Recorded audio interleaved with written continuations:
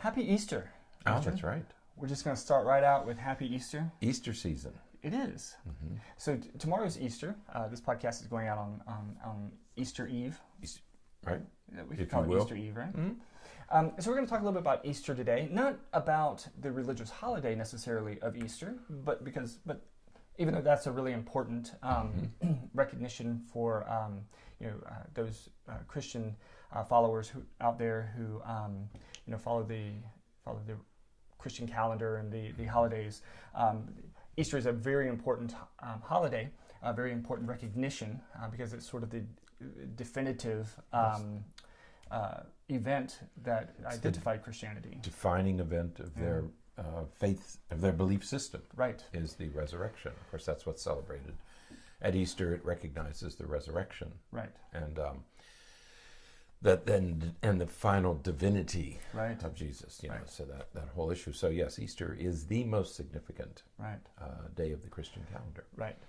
So we're not going to necessarily talk so much about that specific part of Easter, that significant part of Easter. We're going to talk about some other things that Easter can represent for us as we move into spring, and we're finishing up the school year, and we are moving into, especially here in Florida, we are the weather is bizarre lately, but we're moving into spring and into summer, and as we're thinking about where we're going from here, there's a fly flying around. A friend of yours? It's not my friend. Did you invite him in? No. But so we're going to talk a little bit about how Easter can be seen as a time for rebirth and rejuvenation and revival of who we are, and we can sort of reinvent ourselves during this time. Because it suddenly dawned on us that this religious holiday takes place in the spring of the year. Right. So we began to investigate, just looking into it, and there's some fascinating factoids about this time of year. Right. Everything occurs within a larger context, of course, and this in no way is meant to diminish the religious significance of this holiday. Absolutely. But there's a lot of interesting things, beginning with astronomical events and natural events that are tied to Easter, and it led us, as we did research for this topic, it led us to suddenly realize that that spring, the spring season is of course a time of rebirth, regeneration, and it's all tied together with the Easter story and spring and rebirth. And so we thought, we always talk about resolutions, goals that we make at the beginning of the year. Right. Excuse me. We're about a third of the way through the year, a quarter of the way through the year. First quarter is over. Right. Okay. Time to renew our resolutions, renew our goals, renew our commitments to what we had planned to accomplish this year. Right. Yeah, absolutely. So yeah, the significance of this time of year, it really can't be overstated. Right. We've passed the spring equinox. Right, which in itself is an interesting event. Right. I mean, the word equinox, equa is equal. Right. And nox is night. Okay, so it's equal hours of daylight and darkness. Right. So when the Earth, the astronomical part of this is the Earth tilts, as it, for those of you who believe the Earth is a sphere, as the Earth rotates around the sun. Okay, the sun's stationary, the Earth moves. Galileo's last words were "it moves," referring to the Earth. As it moves, it tilts away from the sun. The northern hemisphere will tilt 23.5 degrees, tilts away. And as it comes back around, it tilts toward the sun. Well, twice a year, there's no tilt. Right. And that's when you have equal night and day. Equal hours of daylight and darkness. Okay. One occurs in the fall, the autumn equinox. One in the spring, the vernal equinox. Okay. So that's what it means technically. Then what happens is, as you get to the equinox, the Earth begins to tilt. The northern hemisphere begins to tilt toward the sun, and it's enough of a movement to warm up the northern hemisphere, and then we get spring and summer. Right. Okay. While we're doing that, the southern hemisphere is experiencing fall and winter because they're farther away from the sun. Yeah. Okay, so the vernal equinox has this profound effect on life on Earth, on all life forms. Right. And we're going to talk about some of those as we go along. Yeah. So, and that is certainly a simplified explanation of how that whole astronomical thing works. But it's important. The vernal equinox is important to Easter. Yeah. Because one of the things we learned is that Easter comes on a different date each year. Yeah, sometimes, sometimes it's really early. Early in April, late in April. Yeah. It's bizarre. And the reason that is because, and I don't know all the history, it has something to do with the Gregorian, Pope Gregory, the Gregorian calendar. Easter, and I want to make sure I get this right, occurs on the first full moon following the vernal equinox. The first Sunday after the first full moon, the spring equinox. Right, the first Sunday after the first full moon that follows the vernal equinox. Right. Okay, and that sets the Easter date. Okay, so Easter is tied into these astronomical, not astrological, astronomical events. Right. In other words, we know why the vernal equinox happens, and then Easter is tied to the vernal equinox a month later. Right. Okay? So they are inextricably bound. Right. Okay. So we don't mean to diminish the religious significance, but even the early church fathers recognized the relationship between this important astronomical event and this important religious event. Right. Yeah. So, so because of this, and because of what the spring equinox and all of this time of year brings to us, because we're ushering in spring, which means that we're bringing in rebirth, new life. Trees and foliage is coming back from the cold winter. Animals who were in hibernation are coming back out, and we have a lot of. This is the time of year, identified as the time for mating for most animals and things like that. So this is an important time of year, and it's important. It has been important in almost all religious and cultural histories. There's in just about everyone that we've looked into, everyone that we've read about. This time of year is critical and almost always, in some way, represents death followed by rebirth. Right. And it's that representation of, we had winter where things tend to die away or hide away, and then it comes back and is rejuvenated and brought back to life in the spring. That's right. And you mentioned plants and animals, and we talked about astronomical natural phenomenon. All plants grow in the spring. I mean, they're either the trees are reborn. The leaves they've died because of the darkness of the fall equinox. The trees tend to die. Then with the light that comes, the extra light that comes with the spring and the heat, all plants grow, whether they're from seeds or rejuvenation from trees. Likewise with animals. In the wintertime, many animals hibernate. Right. The spring comes and they wake up. Right. Okay. Other animals shed winter coats and take on their natural foliage. They've been doing that. Other animals migrate. Birds migrate toward the poles. They've migrated to the south. It's also the time of nesting. Animals do all their nesting. So the significance of the egg at this time. Right. Speaking of the egg, there was I guess it's a myth, a superstition, that the vernal equinox is the only day of the year when you can stand an egg on end. Oh. Okay. I don't know whether that's true or not. We have to wait till the next one. Yeah. I guess you could do it in the fall too. I think so. Right? So you have to do it upside down though. I don't. I need to come up with some. So this whole egg thing is important because when we talk about rebirth, we're talking about nesting, and reproduction, and so eggs are produced, and the whole idea. We're going to talk about eggs and rabbits. Why are they significant at Easter time? But the egg is the symbol of rejuvenation, Right. rebirth, regeneration. Yeah, okay, absolutely. So it's not surprising that the egg would have a significant role to play Right. in this time of the year. Right.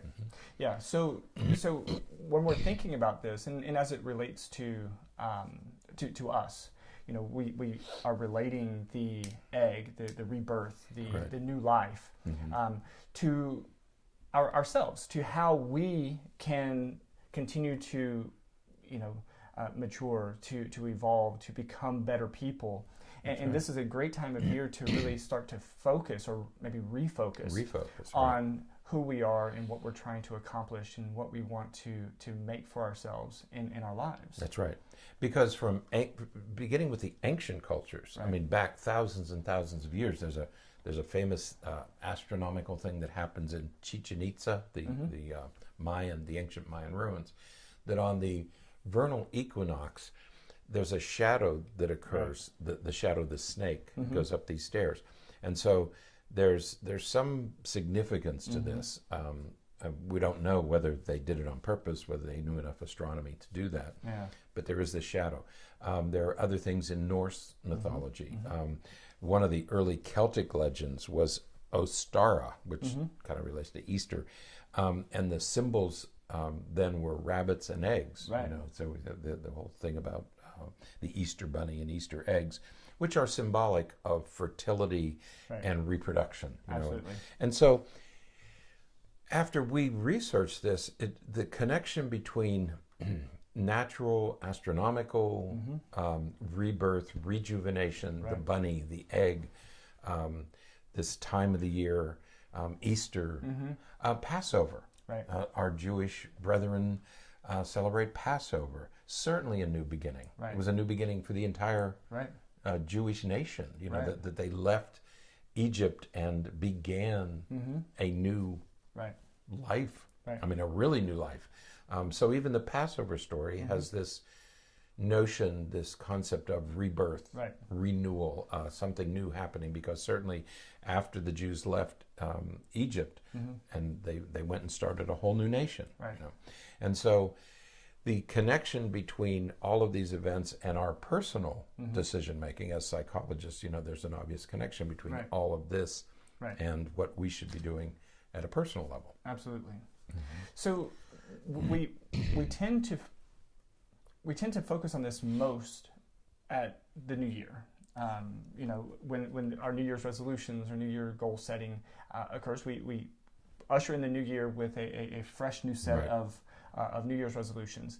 But, you know, again, this is a great time for us to either refocus on those goals or to adjust, you know, remodel some of those goals to fit where we are right now, but really consider and think about who we are and what we want to be and what we want to be doing in our lives. And for some cultures and some civilizations, spring was the beginning of the year. Right. There are still some cultures that spring is considered the beginning of the year. Which makes sense. Right, and it makes more sense than the winter. This is the time when all of this should occur. And so we should think about our own situation, whether it's we're going to start anew or we're going to renew some of those pledges that we made to ourselves just a few short months ago at the turn of the new year. Yeah. So absolutely. So as we are working through this exercise of self-reflection and looking at ourselves, we're going to follow much of the same pattern that we did at the beginning of the year. Right. You know, where are you now? Analyzing and evaluating where you are right now, and seeing what things that you're really happy about in your life and what things that you maybe aren't so happy about that you would like to change. Right. Because that's going to have to be the starting point. You know, a lot of people will sort of talk about ideals. You know, ideally I would be doing this, or ideally I'd be doing that, but they're not really applying it to their real life. That's right. Ideally I would be making more money. But you know what, I'm just not, I'm not really up for getting a new job or, taking on some other responsibilities or something like that. And so you have to take a moment and sit back and think about and really do some self-reflection on what you really want in life. That's right.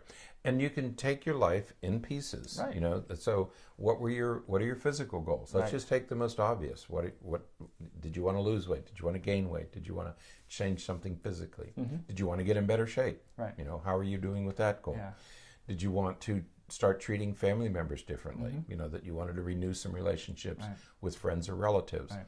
Or you intended to write that book. Right. Or you intended to redo that, you know, get that kitchen remodeling done. Right. What were the things that you were thinking about in the early part of 2019? Where are you? Do that self-evaluation and say, okay, I'm a little bit behind schedule, or I completely forgot that I had to finish this book, or I completely forgot that I was going to take a trip to some place, or that I was going to reconnect with some relative or friend. If you haven't done that, this is an excellent time of year to reevaluate those things and move into the next quarter of the year and start to accomplish some of those things that you set out to do in January. Absolutely, absolutely. And that self-reflection and breaking it up into different pieces, your physical self, maybe your psychological or emotional self, and your professional self, maybe those three areas, and evaluating where you are, where you want to be or hope to be, and maybe most importantly, considering what you would be willing to do to accomplish that. That's right. What do you have to do to get there? We've talked in previous podcasts about the issue of sacrifice. You have to accomplish a new goal, to accomplish some change in your life. You're going to have to sacrifice something. So if you want to lose weight, you're going to have to perhaps sacrifice that extra bowl of ice cream in the evening instead of a piece of fruit or something that's a little bit more healthy. So you're going to have to give some things up, unfortunately, to be able to accomplish that goal. Now, there are things certainly that you do not want to sacrifice. You certainly don't want to sacrifice time with loved ones to other things, because time with loved ones is really important. So you have to balance it in a way that's going to be very healthy for you, but at the same time you have to make that assessment about what you're willing to give up and what you're willing to do. And we would encourage you that sometime, maybe over the weekend or maybe at the beginning of the new week, maybe Monday or Tuesday, if you have a moment of tranquility, to sit down with a piece of paper and rethink what you really want to do this year. There's plenty of the year remaining. You have most of the year remains. Think about what you really wanted to accomplish this year and get back to those goals. Get back to those resolutions, if you will. Or those goals that you had really decided that you wanted to make these changes this year. Okay, time to renew those. And focus on the things that are important. Spend time with your kids. Spend time accomplishing the things that you have to accomplish. If you're in school, focus on your work. Get your school. There's a few weeks left of the school year. Not many left. Focus on that and get that accomplished so that you can then enter into the rest of spring and then summer sort of with a clean slate from that, and you don't have the worry and the guilt or the weight of that bearing on you. You can take your time and accomplish those things. But so what I'm kind of suggesting is that look at what you're doing now, and clear off some of those things off of your plate. Go ahead and take care of some of those things. Let's get to the school year. Get that accomplished. Now let's get to the next part. Okay, so what's the next thing that I want to accomplish? With all the state mandated testing and all that kind of stuff going on right now in most places, you certainly don't want to suddenly generate this plan for a grand new exercise program that's going to take 45 minutes to an hour a day to do, when you should be studying or when you should be doing some work for something else. It's just be wise about the decisions that you make. Think about it. Be mindful. Okay, but take some time.